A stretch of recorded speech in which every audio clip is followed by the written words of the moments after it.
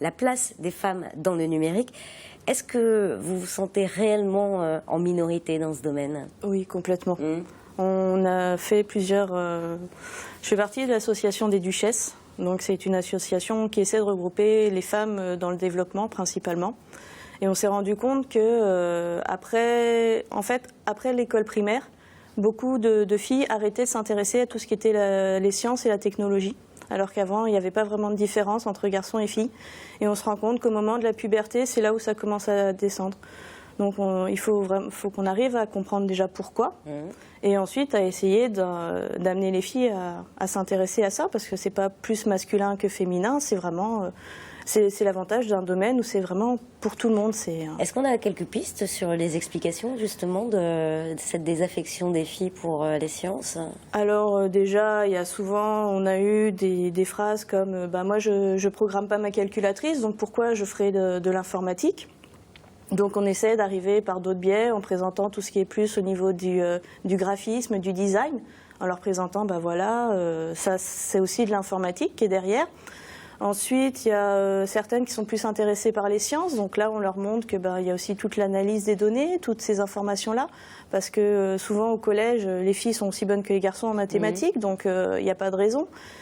Et on a beau tout faire, il reste toujours des choses qui se sont dites, ça c'est pas pour les filles. Il y a des a priori, ça reste, on a beau se battre contre ça, alors que si on prend les départs de l'informatique...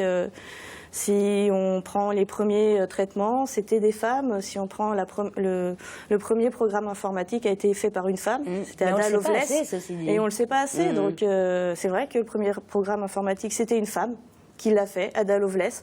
Que pendant la Seconde Guerre mondiale, Enigma, les personnes qui étaient derrière, c'était des femmes.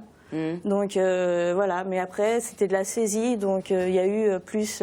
quand les ordinateurs sont arrivés à la maison, il y a eu les pubs qui ont fait qu'on montrait des garçons. On montrait des garçons avec des ordinateurs. Les premières séries avec des geeks, c'était des garçons.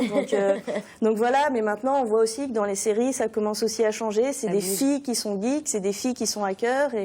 Vous voyez vraiment que ça bouge? Ah, ça bouge, oui. Et au contraire, on est en train de dire qu'il faut que ça continue. Pas forcément passer par tous les travers de l'image.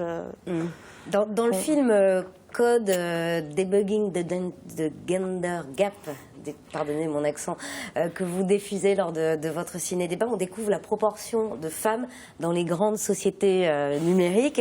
C'est vraiment un constat international, cette désaffection des femmes dans le numérique. Oui. Ah oui, c'est affreux en fait. Parce qu'on se rend compte qu'il y a beaucoup d'associations qui se créent pour motiver les femmes et les filles à en faire.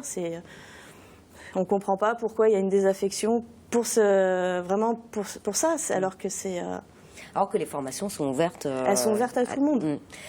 Vous-même, était-ce une ambition très jeune de travailler dans ce milieu? Oui. J'ai réussi à combattre certains stéréotypes.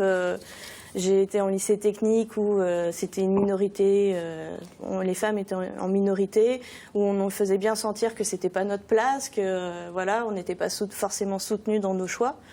Moi, on m'avait proposé de faire du littéraire, ça ne m'intéressait pas. J'ai toujours voulu faire de l'informatique, je voulais même programmer des robots. Donc, ça veut dire que et dans le cercle familial, et dans le cercle professionnel, et dans l'éducation nationale, il y a beaucoup d'efforts à faire. Moi, j'ai eu de la chance. En fait, à la maison, j'ai toujours été soutenue. Mon père m'a soutenue vraiment. Il a 2 filles, et il y en a une qui était plus fille, et une autre plus garçon manqué, et il nous a soutenus l'une comme l'autre dans nos choix. Et c'est vrai que quand j'ai dit que je voulais faire un lycée technique, il m'a dit pas de problème, tu y vas. Quand j'ai commencé à faire du dessin technique, il m'a corrigé. Je lui en voulais des fois parce que il était dur. Mais il m'a soutenue, ma mère m'a soutenue dans mes choix. Et j'ai eu cette chance-là. Mais d'autres n'ont pas forcément cette chance-là. Si vous aviez un conseil à donner aux jeunes filles aujourd'hui qui souhaiteraient peut-être s'orienter dans le numérique, mais qui n'osent pas... D'essayer, de venir voir des gens qui en font. D'aller à la cantine numérique, rencontrer du monde. Comme je dis, moi je fais partie des Duchesses, donc on essaie de promouvoir ça. En mai, on organise un Devox for Kids, où là on va mettre en place la parité. Pour histoire de laisser des places aux filles.